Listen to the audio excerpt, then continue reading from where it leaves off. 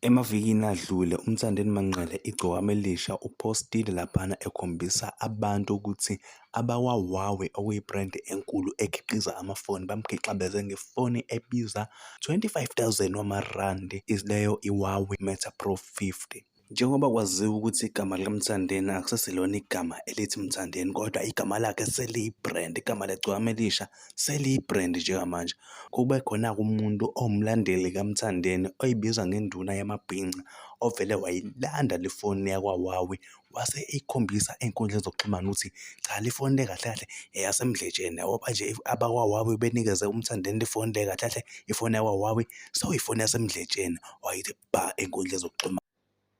Hawu Mthandeni mfowethu, yabona-ke manje sesithenga uHawaii wethu ngoba unikezwe iqhawe lethu Igcokama Elisha Mthandeni mfowethu kaManqele, okusho ukuthi nathi njengey'nduna zamabhinca sesizothenga uHawaii. Nawu sengulandile uHawaii. Awu bathi uMthandeni uphiwe ifoni ka-24,000. So sonke-ke manje kuyasiphoqa ukuthi mabhinca sithenge uHawaii.